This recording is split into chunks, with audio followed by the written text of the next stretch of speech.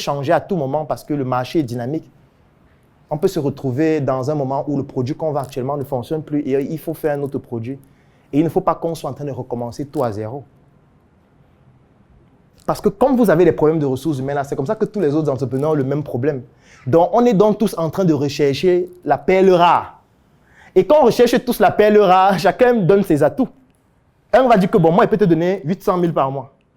L'autre va dire, bon, moi, j'ai une belle vision. Hein, tu peux adhérer à ma vision. Mon ami, la vision s'appelle le loyer. Et je rencontre régulièrement ça chez les...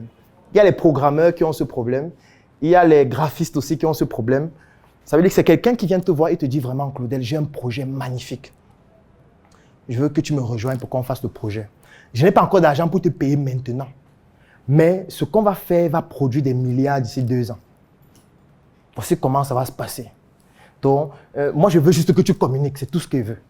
Tu n'as pas grand-chose à faire. Tu communiques juste. Et moi, je travaille sur le produit. Là, on devient les associés. Comme ça, dans 2 ans ou 5 ans, on gagne même 50 millions, 100 millions. D'après mes prévisions, c'est normalement 2 milliards. Mais vraiment, si on réduit au maximum, il peut rester même 50 millions, se partager ça. Je prends 60%, toi tu prends 20%. Et le reste, on met ça comme fonds de roulement. Le discours, il ne marche pas. Parce que la fin du discours, c'est bon, ok, ton projet, c'est vraiment très pertinent. Bon, tu veux donc payer combien pour communiquer dessus? C'est comme ça que ça va finir. Ou parfois, il peut venir te voir, toi qui es graphiste. Il dit, bon, je vois que tu fais de très bons visuels. J'ai un très bon projet là. Je veux que tu fasses les visuels et tu deviens mon partenaire. Tu fais des visuels et puis on va évaluer le nombre de visuels que tu as fait. Même dans 2 ans, je vais te rémunérer avec l'argent que l'entreprise va gagner. Et si l'entreprise ne gagne rien, il fait quoi? Ou il va te dire, bon, j'ai vu que tu fais de très bons sites internet. Je veux que tu fasses le site internet de mon entreprise qui va gagner des milliards d'ici 2 ans. Tu fais le site là, voilà comment on va le cahier des charges du site. Et puis, ça fait que tu deviens un associé, tu gères le site et tout. Et puis, après 2 ans qu'on gagne de l'argent, toi, tu auras ta part puisque c'est toi qui as fait le site. En fait, comme il n'a pas d'argent pour te payer, ce qu'il a à te proposer, c'est la vision que dans 2 ans, il va gagner 5 milliards. Sauf que ça ne marche pas. Si tu tombes dans ça, tu es juste naïf. Parce que chacun recherche les ressources humaines les plus compétentes. Tout le monde veut avoir les ressources humaines les plus pointues. Et quand tout le monde recherche, donc, ça fait que la demande devient plus importante que l'offre, surtout dans notre environnement où l'offre n'est même pas d'abord assez compétente et n'est pas diversifiée. Donc, tout le monde essaye d'avoir la meilleure ressource possible. Et vous n'êtes pas la personne la plus riche. Vous ne pouvez pas gagner sur le plan financier. Le combat est perdu d'avance. Vous ne pouvez pas gagner sur le plan de la notoriété. Il y a des entreprises qui existent depuis bien longtemps, qui ont plus de notoriété. Il y a des gens qui seront même prêts d'aller travailler dans certaines entreprises gratuitement juste pour leur notoriété. Il y a des gens qui sont contents de dire « j'ai travaillé dans telle entreprise » ou « je travaille dans telle entreprise ». Même si ces personnes ne sont pas payées, mais elles sont contentes de dire que j'ai travaillé dans telle parce que pour elles, dans leur CV, ça pèse plus. C'est pour ça que je dis que l'idéologie est importante, l'histoire que raconte votre entreprise est importante, parce que ça peut faire en sorte qu'à un moment donné, il y a des gens qui ont envie de travailler avec vous gratuitement. Donc, ils ne veulent pas être payés, ils veulent juste être dans votre écosystème et montrer de quoi ils sont capables parce qu'ils adhèrent à ce que vous faites. Oui. Mais comment est-ce que vous allez développer ça si vous vous concentrez seulement sur votre produit ou sur le service que vous vendez? Ça ne marche pas.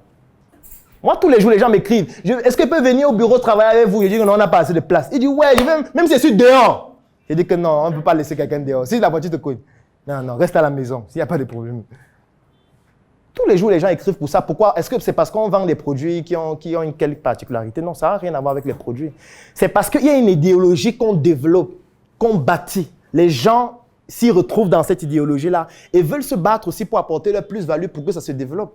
Si toi, tu n'as pas d'idéologie, tout le temps, tu ne parles que de ton produit, tu ne parles que de ton service, tu satures les gens seulement avec ça. Mon frère, tu ne vas attirer que ceux qui sont passionnés par ce type de produit ou ce type de service, ou ceux qui ont besoin de ce type de produit ou ce type de service de manière ponctuelle. Mais ce sera difficile que tu puisses bâtir des ressources humaines qui ont envie de contribuer à créer ça et à faire en sorte que ça se développe avec toi. Tu ne pourras pas le faire. Parce que eux, tout ce qu'ils vont vouloir, donc, ce sera l'argent pour t'aider à développer ça. Puisque tu n'as pas une idéologie en laquelle ils se reconnaissent. Et c'est ça le piège dans lequel la plupart des personnes tombent. On se concentre trop sur le produit qu'on veut vendre. Tu vas dire, oui, j'ai ma boutique, je veux ouvrir une deuxième boutique, troisième. Mais pourquoi tu veux ouvrir les boutiques? Quelle est l'idéologie derrière? Est-ce que tu as un objectif? Est-ce que tu as une vision derrière? Si tu en as une, c'est ça sur laquelle tu dois communiquer. pour que quand quelqu'un arrive dans ta boutique, le label de ta boutique le pousse à se dire, vraiment, je veux travailler pour cette entreprise parce que ce qu'ils font est exceptionnel. Ce n'est pas seulement des produits qu'ils vendent, il y a vraiment une énergie là qu'ils ont et moi, ça me plaît de participer à ça. Si vous n'avez pas ça, en termes de ressources humaines, vous allez trop souffrir en fait. Vous allez trop souffrir parce que les autres vont ravager tout ce que vous avez. Et le danger, même encore le plus grave, c'est que vous pouvez vraiment avoir de bonnes ressources humaines, vous les développez, les autres attendent que vous les formiez, et quand ils sont déjà formés, ils viennent juste faire un enchère plus grand et ils débauchent. Oui, parce que tu n'auras jamais assez d'argent pour donner 800 000 à quelqu'un, 500 000, 1 million et tout ça. Donc, tu vas le développer, il va grandir. À un moment donné, quand il sera déjà bien formé, quelqu'un d'autre va lui dire que je te donne 800 000 par mois. Son cœur va battre. Il va se dire, mais 800 000 par mois. Il va un peu essayer de tester quelque chose. Est-ce que vous pouvez me payer 6 mois de salaire d'avance? On dit que, mais chez nous, c'est 1 an. 1 an, une voiture de service, une maison de service. Quand il va recevoir ça, il va dire que, mais le monsieur là me paye même quoi depuis? Ça me sert même à quoi depuis là? Depuis quand ça va servir à faire quoi? J'ai même gagné quoi depuis? Il commence à prendre la calculatrice. Il calcule. Il commence à évaluer. Il dit, vous voyez, il m'exploite depuis. Il te porte même plainte. Vous riez, mais ça c'est déjà produit. Il te porte, dès qu'il a fini de valider l'autre contrat, il te porte plainte. Que ce monsieur m'exploite depuis. Regarde, la preuve c'est que voilà quelqu'un qui me paye 800 000, lui il me payait 120 000. Ça veut dire qu'il m'exploitait. Il savait ce qu'il valait, mais il ne voulait pas me payer. Tu commences à dire que vous voyez, on aide les gens et puis ils ne veulent pas être reconnaissants. On entre dans l'autre.